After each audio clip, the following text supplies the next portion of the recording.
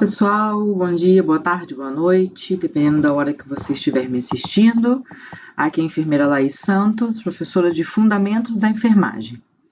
Hoje vamos falar um pouco sobre coleta de exames laboratoriais. Vamos começar? Bem, vamos falar sobre o processo de coleta das amostras laboratoriais. Uma das funções do técnico de enfermagem é a coleta desses materiais. Processo que deve ser feito com atenção às técnicas exigidas. Bem, primeira amostra comum, quem nunca fez aí um exame de sangue, correto? A partir de agora nós vamos ser as pessoas que vão coletar os exames de sangue de outras pessoas. Através da análise das amostras de sangue, nós podemos obter resultados que são relacionados a diversas informações sobre a saúde do paciente. A coleta de sangue é um procedimento rotineiro na rotina do técnico de enfermagem. Tempo de jejum. Quanto tempo o paciente precisa ficar sem comer para a realização do exame? Aqui temos uma tabelinha. Por exemplo, a hematologia, para fazer um hemograma, não é necessário jejum para crianças até 2 anos. E para crianças maiores de 2 anos, adultos de 3 a 4 horas. Por exemplo, a glicemia, que é para ver se a pessoa tem diabetes ou não.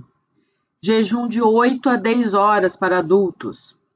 E por aí vai, né? Nós temos aqui todas as tabelas especificando o tempo de jejum que é necessário. Tempo de jejum acima de 14 horas. Se o paciente estiver a mais de 14 horas sem se alimentar, não devemos coletar o exame, pois pode provocar alterações no resultado. O que é necessário para a coleta do sangue? Uma sala de coleta adequada, que seja iluminada e ventilada, uma pia para lavagem das mãos, uma cadeira reta com braçadeira regulável ou uma maca, garrote, algodão hidrofilo, algodão, né, gente? Álcool a 70%, agulha descartável, seringa descartável, um sistema a vácuo, que vem o suporte, tubo e a agulha descartável, tubos de ensaio com tampa, etiqueta para identificar as amostras, os EPIs, avental, máscara, luvas, óculos, uma estante para os tubos, curativo, né, que a gente vai chamar de blood stop, aquele curativo redondinho, e a bandeja para transporte do material. Então, aqui nós temos os materiais, né? A cadeira reta com braços para realizar a coleta, garrote, o sistema a vácuo, nós temos aqui o suporte, a agulha dupla, os tubos de coleta, uma agulha ou scalp, que a gente vai depender do tamanho da veia, de quais as condições da veia, uma caixa de pérfuro cortantes para descartar os materiais, seringa, caso seja necessário, algodão, álcool, o curativo e a etiqueta do paciente para a gente identificar o tubo de coleta. Bem, qual é a melhor veia para realizar a coleta de sangue? As veias da fossa antecubital, que é aquele espaço dentro do braço onde a gente dobra o cotovelo, aquele espaço para o lado de dentro a gente chama de fossa antecubital. Essas veias aqui, elas têm mais fluxo e um volume de sangue mais abundante. Por isso, sempre que possível, a coleta de sangue nesses locais deve ser preferencial. Se não for possível, podemos realizar em qualquer veia do braço, desde que a veia tenha condições para tal procedimento. Então, aqui nós temos a veia cubital média, a veia basílica, veia cefálica, que são aquelas veias que ficam na dobra do braço, elas são maiores, elas têm um maior fluxo de sangue, então, preferencialmente, elas têm que ser utilizadas para a coleta de amostras de sangue. Olha aqui as veias, a veia basílica, a veia cefálica, veia cubital mediana, veia cefálica acessória. Na mão, a veia basílica ela vem até a mão, veia dorsal metacarpal, veia cefálica, veia dorsal superior e veia dorsal digital. Então, nós temos aí todas as veias da mão, elas podem ser utilizadas, sempre que vamos dar preferência às veias da fossa antecubital, por serem maiores e terem um fluxo maior de sangue. Áreas que devemos evitar na hora da coleta. Área com terapia de hidratação, quando tem um soro correndo ou um remédio. Locais com cicatrizes de queimaduras. Membro superior que seja do lado de um local com mastectomia, uma cirurgia de mama, uma retirada de câncer, por exemplo. Aquele braço no lado em que a pessoa retirou o câncer, a gente precisa evitar realizar coletas. Que tenha cateterismo ou qualquer outro procedimento cirúrgico. Área de pele com ferimentos, abscessos ou lesões. Áreas com hematomas. Áreas com fístulas, que é para os pacientes que fazem hemodiálise. Veias que já sofreram trombose e veias com múltiplas punções recentes. Então, aquela veia que já foi tentada várias vezes, punção, ela vai estar endurecida, ela vai estar lesionada e a gente vai ter problemas na hora da punção. O garrote, a gente utiliza o garrote para que a veia fique mais túrgida, mais cheia. E assim vai ficar mais fácil a punção. Então, aqui está o garrote. A veia ela fica mais túrgida no momento que a gente garroteia a veia logo acima do local da coleta. Atenção aos cuidados. Aplicar 8 centímetros acima do local da punção. Então, se eu vou puncionar esta veia aqui, eu vou dar 8 centímetros de distância. Não ultrapassar 1 minuto de garroteamento. No máximo, o ideal seria 30 segundos. Porém, não podemos ultrapassar 1 minuto. Solte o garrote no momento da punção. Puncionou a veia, a gente pode soltar o garrote. Caso seja necessário garrotear novamente, é preciso aguardar 2 minutos para que se restabeleça a circulação local e depois a gente pode refazer o garroteamento. Tapinhas na veia, gente? Não é recomendada essa prática de dar tapas na veia para melhorar a localização. Pelo contrário, é uma prática desencorajada. Os famosos tapinhas na veia podem causar flebite, inflamação das veias, lesões e hematomas. Então, a gente vai trocar os tapinhas por massagem no local da veia, no sentido do retorno venoso para ajudar na localização. A gente vai massagear o braço de baixo para cima, que vai ajudar tanto quanto tapinha e não vai ser uma prática que possa causar danos ao paciente. Técnica de coleta de sangue com uma agulha e uma seringa. Lembrando, gente, que atualmente nós temos técnicas de coleta mais seguras que utilizam o sistema a vácuo e agulhas especiais. Porém, pode ser que em algum momento a gente não tenha disponível esses materiais para fazer a coleta. Podemos realizar a coleta com agulhas e seringas.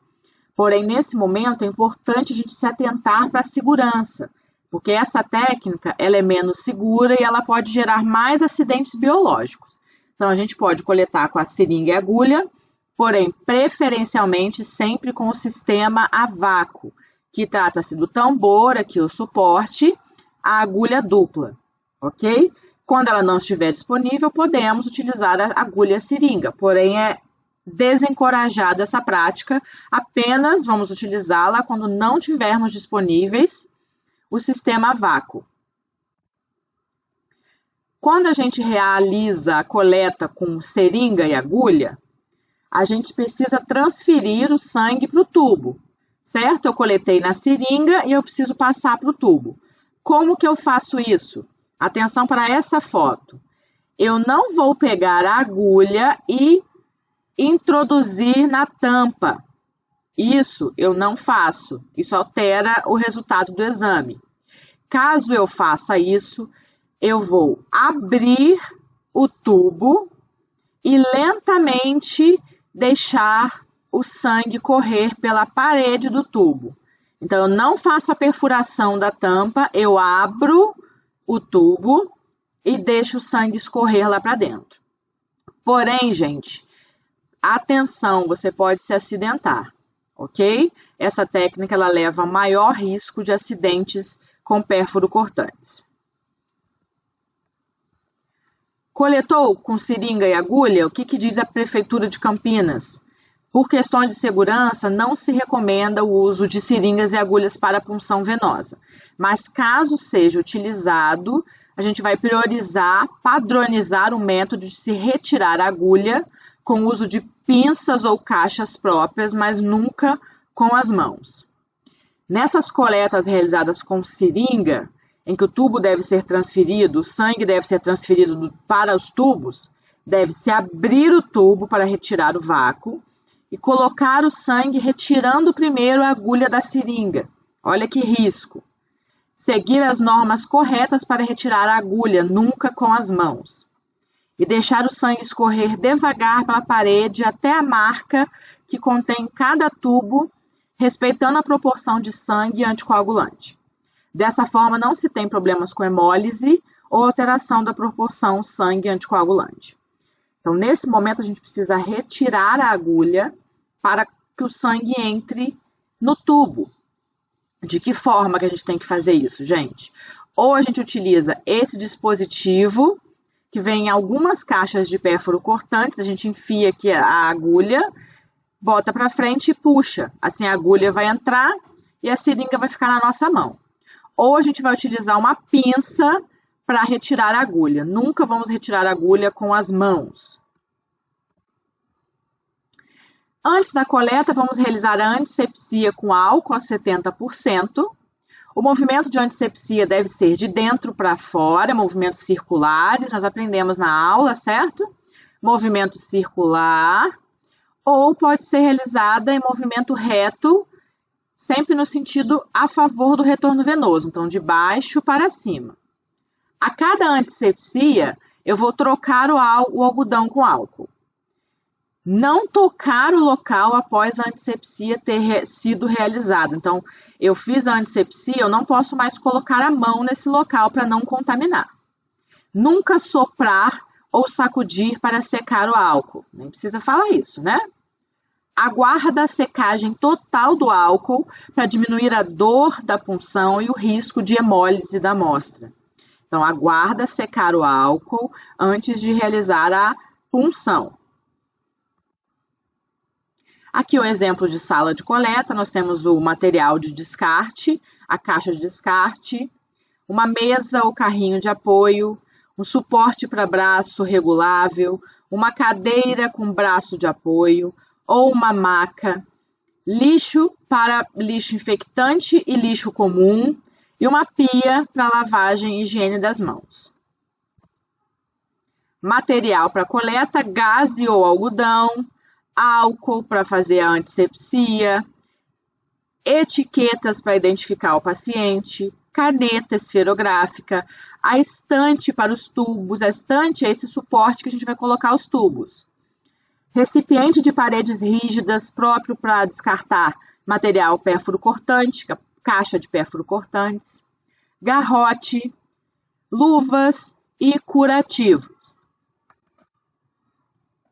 Preparando a coleta, gente, vamos nos apresentar para o paciente, lavar as mãos com água e sabão e secar com papel toalha, ler o pedido médico e separar os frascos necessários. Caso seja necessário, verificar se o paciente realizou o preparo para o exame, por exemplo, jejum. Reunir o material todo numa bandeja, fazer o rótulo do frasco de coleta de acordo com o protocolo da instituição. A gente vai identificar o frasco com os dados do paciente. Identificar o paciente com pelo menos 2 informações, por exemplo, nome completo e data de nascimento. Explicar o paciente e o acompanhante o procedimento que será realizado. Levar a bandeja até o paciente. Posicionar o paciente de modo a facilitar a localização da veia para a punção. Calçar as luvas de procedimento. Solicitar que o paciente feche a mão, instalar o garrote de 4 a 8 centímetros acima do local escolhido para a coleta do sangue, realizar a antisepsia da pele com álcool, aplicar o antisséptico com algodão em sentido caracol, do centro para a periferia. Trocar o algodão a cada antisepsia do local e esperar secar. Introduzir a agulha no local escolhido com o bisel para cima, a abertura da agulha para cima.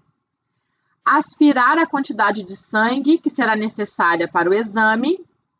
Introduzir a agulha no dispositivo a vácuo com o bisel posicionado para cima.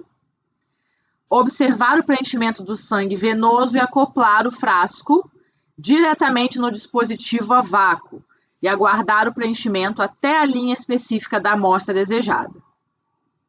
Solte o garrote e solicite que o paciente abra a mão. Comprima o local da punção sem dobrar o braço, solicitando que o paciente continue a comprimir por mais 2 ou 3 minutos. Colocar o sangue nos frascos, deixando que o sangue escorra lentamente pelas paredes. Movimentar o tubo lentamente, a gente vai fazer a rotação 10 vezes, 1, 2, 3, 4, 5, 6, 7, 8, 9, 10. Lentamente, não vamos sacudir o nosso tubo, só homogeneizar lentamente. Recolher o material, desprezando a agulha e a seringa na caixa de pérfuro cortantes. Os demais materiais, encaminhar a expurgo. Não reencapar a agulha. Retirar as luvas de procedimento. Deixar o paciente confortável e a mesa de cabeceira em ordem. Higienizar as mãos com água e sabão e secar com papel toalha. Enviar o material ao laboratório junto com o pedido médico o mais rápido possível, observando a forma correta de armazenar o material para transporte. Proceder à higienização da bandeja com água e sabão, secar e guardar em um local apropriado. Então, aqui nós já temos, o procedimento de coleta. Preparar o material, garrotear a veia, realizar a antisepsia, a punção com o sistema a vácuo ou a punção com seringa e agulha. Troca dos tubos a vácuo. Tubo a vácuo, a gente põe um tubo, retira, põe outro tubo, retira, e aí a gente pode fazer vários tubos com o mesmo sistema. Homogeneizar por inversão, então a gente vai inverter o frasco 10 vezes para a gente homogeneizar. Solta o garrote, remove a agulha, ou a vácuo ou da seringa, e realiza uma compressão local. Para a gente funcionar uma veia, qual é o ângulo correto da agulha? Depende da profundidade, em geral entre 30 e 45 graus. Com a outra mão, a gente segura a pele do braço ou da veia e por aí vai. O bisel sempre virado para cima, bisel, abertura virada para cima. Ângulo correto de 30 graus. Assim, o ângulo incorreto, a gente vai realizar o procedimento e vai estourar a veia do paciente. Olha a angulação correta, como ela entra certinho dentro da veia e permite que o sangue entre no sistema. Angulação incorreta, assim eu atravessei a veia. Então, vai haver extravasamento de sangue, hematomas. Colabamento da veia, a veia ela se fecha. Penetração parcial do bisel na veia. Se o bisel ficar pela metade para dentro e metade para fora, aqui a gente vai ter um buraquinho que o sangue vai extravasar para o lado de fora.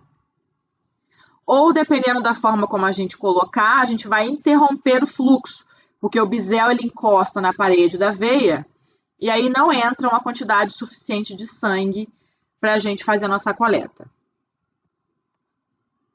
No final da coleta, vamos orientar o paciente a não dobrar o braço, não carregar peso ou bolsa no mesmo lado por pelo menos 1 hora e perguntar se o paciente está em condições de se locomover sozinho.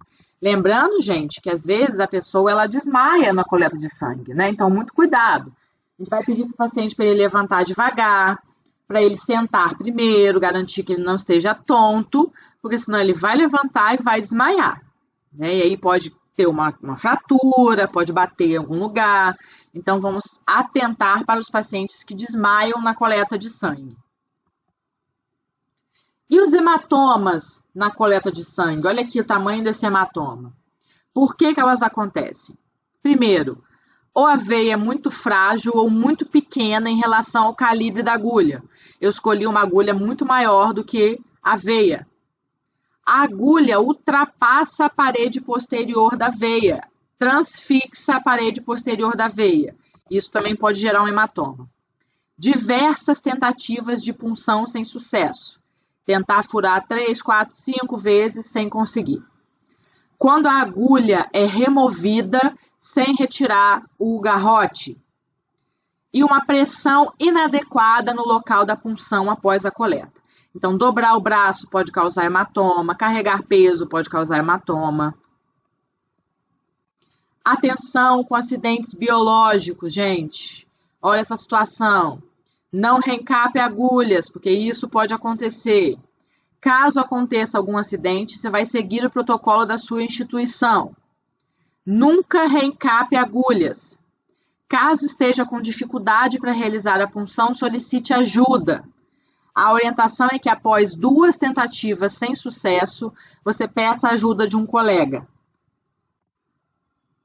Dica: alguns pacientes podem ficar nervosos diante do processo de coleta de exames, chegando até mesmo a desmaiar. Portanto, atenção ao paciente durante a coleta e mantenha o paciente sentado, confortável e seguro. Se o paciente chegar para você e falar, eu sempre desmaio, então a gente vai pôr ele deitado numa maca, porque se ele desmaiar, pelo menos já está deitado, né, gente? Incentive o paciente a não olhar para a agulha no momento da punção. Incentive que ele segure algum objeto com a outra mão para tirar o foco do local da punção. Se for realizar coleta em crianças, incentive para que fique no colo dos pais para que se sinta mais confortável e seguro. Atenção às unhas, né? As unhas devem estar sempre aparadas e limpas.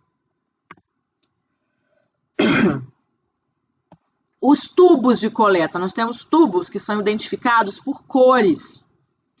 E eles são diferentes. Aqui dentro dos tubos nós temos diferentes aditivos químicos, substâncias químicas. Para cada tipo de amostra, eu preciso de um tubo diferente. Então aqui nós temos, o tubo azul a gente usa para exames de coagulação. O tubo preto, velocidade de hemossedimentação.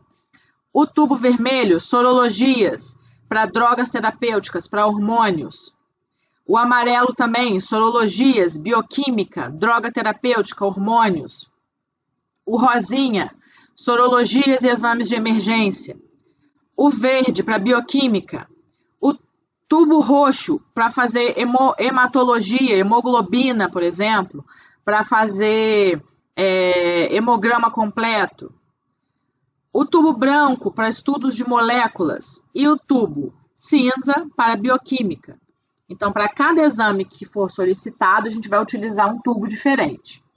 Geralmente, a gente tem uma lista na nossa instituição de para cada exame qual tubo que é utilizado. Por exemplo, hemograma, tubo roxo, sorologia para HIV, sífilis e hepatites, tubos ou vermelho, ou o amarelo. Então, a gente vai ter essa inscrição em algum lugar.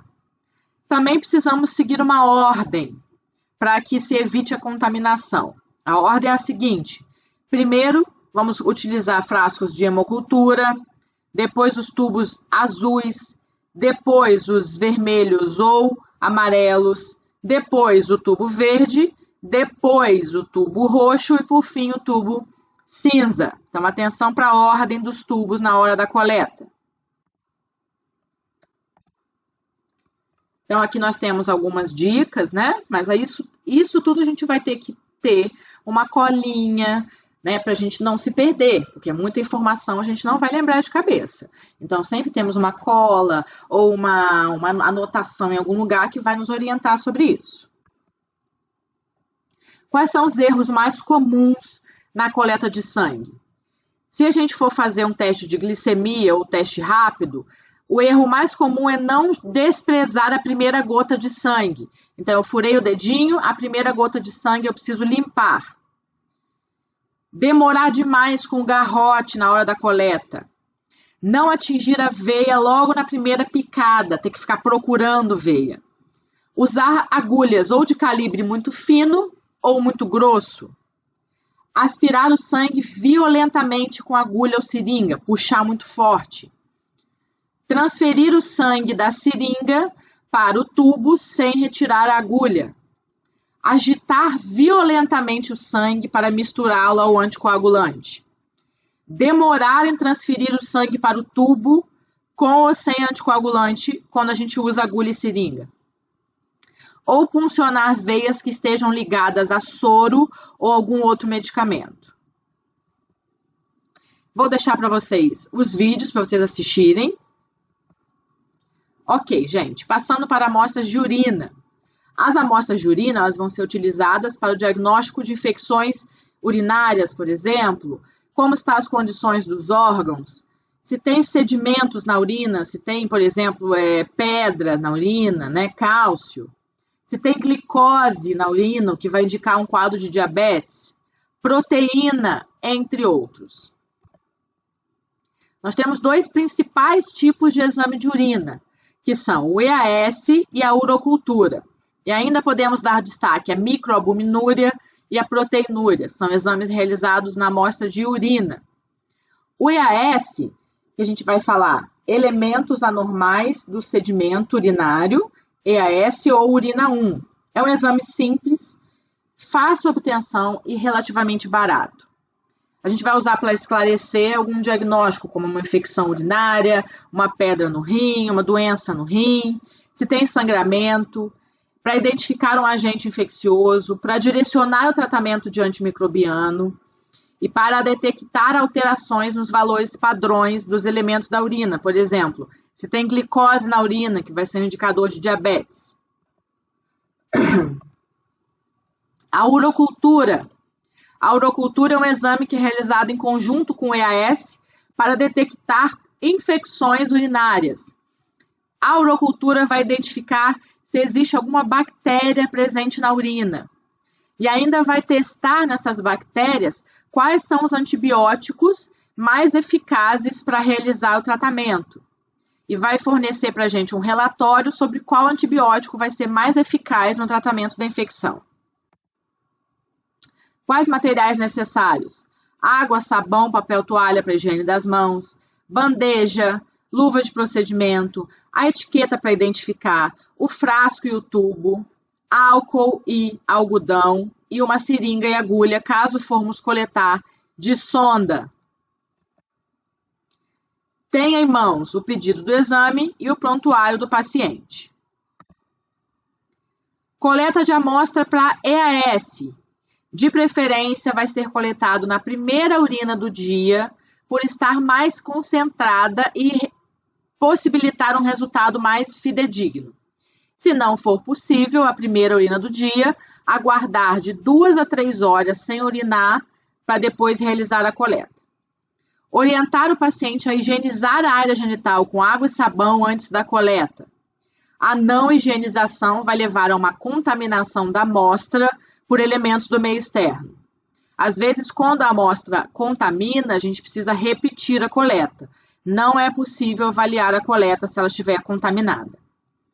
Orientar a desprezar o primeiro jato de urina para depois retirar a urina para a coleta. Então, aquela urina que está represada na uretra, a gente não quer que ela entre no frasco.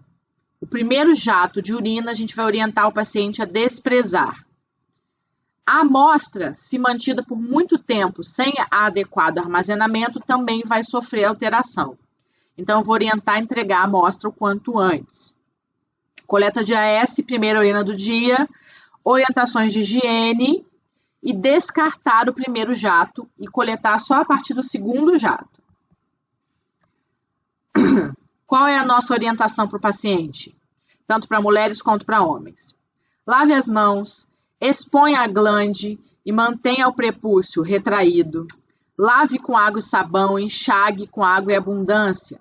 Enxugue com papel toalha. Comece a urinar no vaso, esse aqui a gente vai chamar de desprezar o primeiro jato. Sem interromper a urina, Coloque o copo descartável para coleta na frente do jato e colete aproximadamente 2 dedos de urina.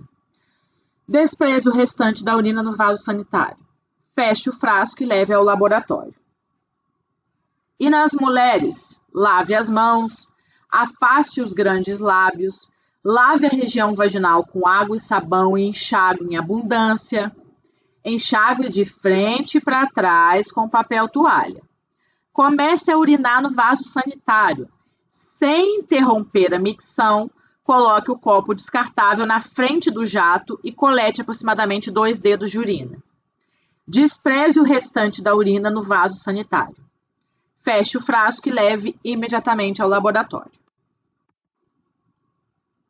Então, aqui está o POP da coleta, né? Higienizar as mãos, reunir o material em uma bandeja, identificar o frasco com as informações do paciente, conferir o nome do paciente, explicar ao mesmo qual procedimento será realizado, levar a bandeja até o cliente, colocar biombo ou fechar a porta do quarto, calçar as luvas de procedimento, realizar a higiene íntima com gluconato de clorexidina desgermante a 4%, desprezar o primeiro jato em comadre ou vaso sanitário, coletar a urina no jato médico, cerca de 10 ml, diretamente em frasco estéril de boca larga, repassar a urina para o frasco tipo tubo de ensaio, recolher o material, retirar as luvas, deixar o paciente em posição confortável, realizar as anotações de enfermagem e enviar o material ao laboratório, junto com o pedido, o mais rápido possível. Quando nós temos um paciente com sonda de demora, essa sonda, a gente também pode realizar a coleta.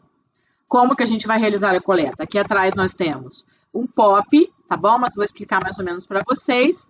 A gente realiza a desinfecção do catéter com álcool ou clorexidina. Nesse localzinho específico, a gente realiza a introdução de uma agulha acoplada a uma seringa e aí eu retiro a urina, tá? O local correto vai ficar na conexão entre o coletor e o catéter. Sempre eu vou realizar a desinfecção antes da coleta, certo?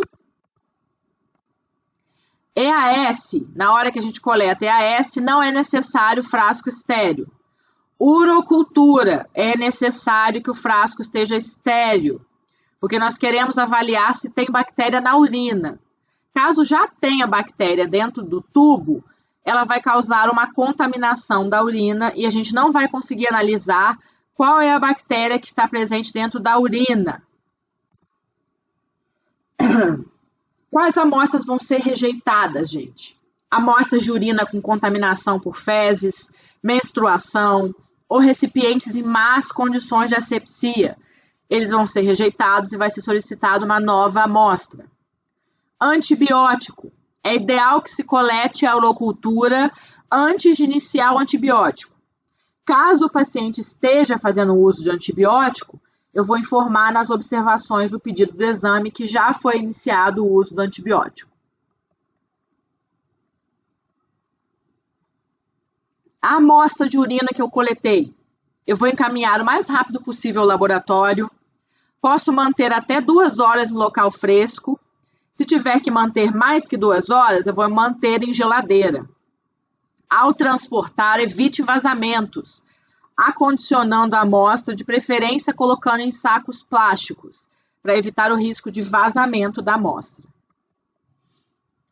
Outro exame de urina que existe, gente, é o exame de urina 24 horas. É o exame que antigamente se utilizava muito. E ele consiste na coleta de todo o volume de urina que a gente faz dentro de 24 horas. Atualmente, essa prática está caindo em desuso. Porém, se for necessário, a gente vai orientar o paciente sobre como ele deve coletar a urina 24 horas. Desprezar a primeira urina da manhã e anotar o horário. Todas as demais urinas devem ser coletadas e armazenadas em uma garrafa de água, sem gás e sem sabor, ou no frasco próprio que vai ser fornecido pelo laboratório. Vou manter a garrafa em um local fresco, não é necessário manter na geladeira.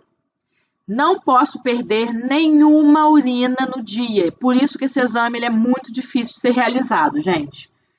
A última urina vai ser coletada no dia seguinte, no horário da manhã, que a gente desprezou a urina no dia anterior. Por exemplo, lembra aqui que eu desprezei a primeira urina? A primeira urina coletada, a última urina vai corresponder ao horário da urina que eu desprezei no dia anterior. Por exemplo, eu desprezei a primeira amostra às 8 da manhã, então eu vou coletar a urina das 8 no dia seguinte. E assim eu levo a garrafa ao laboratório para análise. Orientação para os pacientes. Se for evacuar, não deve urinar junto, porque toda a urina deve ser colocada no recipiente. Se for tomar banho, não pode urinar no banho. Se for sair de casa, tem que levar o recipiente junto ou não pode urinar até regressar à casa. Não pode fazer esse exame se estiver menstruada.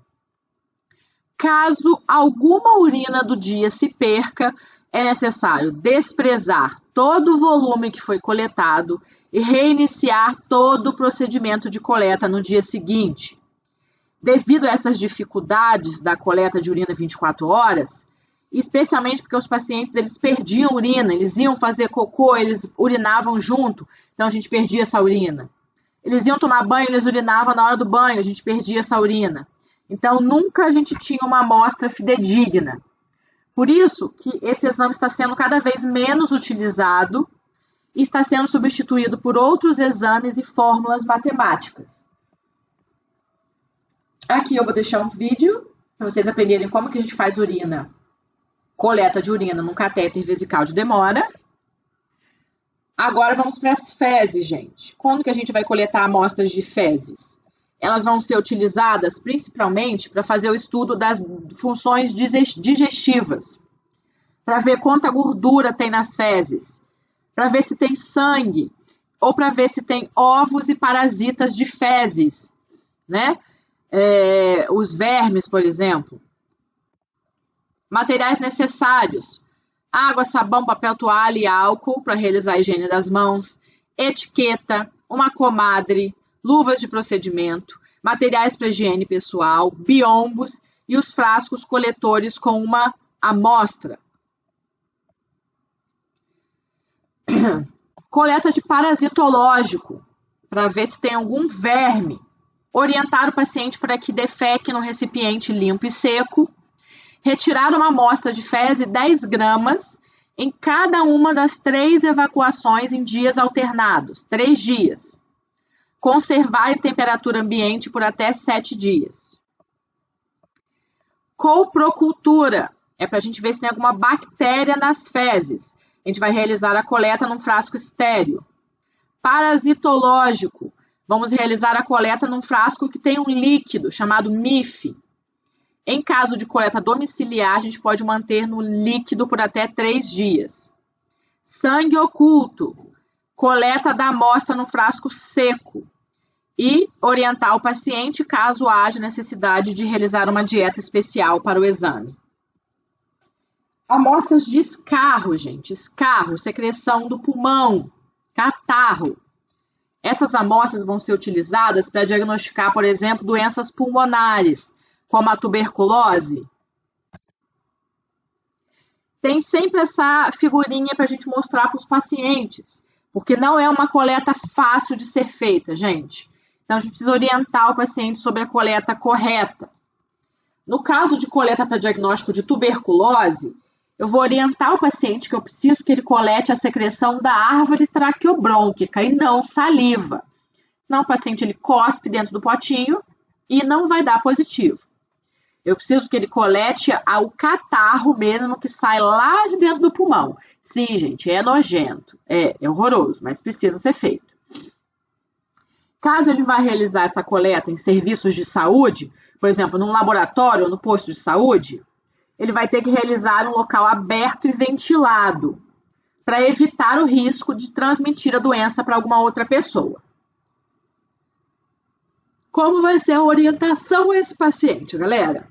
De manhã ao acordar, ele não vai escovar o dente, ele vai apenas lavar a água com a boca com água, pegar o pote e deixar o mais próximo possível do rosto, respirar fundo e prender o ar o máximo que puder. Eu gosto de orientar ele a respirar fundo e soltar 3 vezes. Quando ele respirar pela 3ª vez, a seguir, ele vai fazer força para tossir. E o catarro que sai de dentro do pulmão, ele vai jogar dentro do potinho. Pelo menos 3 vezes. Eu preciso de uns 2 dedos de catarro para conseguir realizar o meu exame. Então, os materiais necessários: água, sabão, papel toalha para higienizar as mãos, a etiqueta de identificação, frasco coletor, luvas de procedimento e a máscara N95, caso algum profissional esteja presente no momento da coleta. Aqui nós temos o POP, já vocês podem ler. Ao realizar a coleta do escarro de pacientes que têm suspeita de tuberculose, o profissional deve utilizar a máscara N95, que garante proteção contra os aerosóis. E depois que eu coletei as amostras, o que eu faço? Como vamos acondicionar, armazenar e transportar as amostras? Todas as amostras devem ser corretamente identificadas e vão ser acondicionadas em estantes próprias para tubos de sangue. Então, a gente bota aqui nesses buraquinhos os tubos de sangue ou de urina e etc. Caso a amostra tenha sido coletada num local diferente do laboratório, ela vai ser armazenada em caixas de transporte rígidas, que sejam apropriadas para o transporte de amostras biológicas. Para preservar a amostra, deve-se colocar gelo reciclável, apenas em algumas situações. Com cuidado para que a amostra não fique em contato direto com o gelo, porque senão pode haver congelamento da amostra ou formar cristais que atrapalham a análise. De acordo com o manual para as unidades básicas da Prefeitura de Campinas, existe a preconização de que caixa azul para transporte de fezes, urina e escarro com o gelox, esse gelo reutilizável. Caixa vermelha para transporte de sangue, sem o gelo reutilizável. Fezes, urina e escarro, se for uma caixa grande, 6 gelox. Se for uma caixa pequena, 2 gelox. Sangue e biópsias, amostra sem gelo, sem gelox. As amostras devem ser bem rosqueadas e vedadas para evitar vazamento durante o transporte. Podemos, por exemplo, colocar tufos de papel ao redor das amostras para que elas fiquem mais firmes e seguras durante o transporte. Bem, gente, hoje chegamos ao fim da nossa aula. Vou deixar disponível para vocês o vídeo, ok? O slide com os vídeos extras, então assistam em casa. E lembrando que a gente precisa fazer atividade para contabilizar presença na aula online, ok? Fica aí com a nossa frase do dia, que nem todos os dias são bons, mas sempre há algo de bom em cada dia. Um grande abraço a todos, um bom final de semana e até a próxima aula.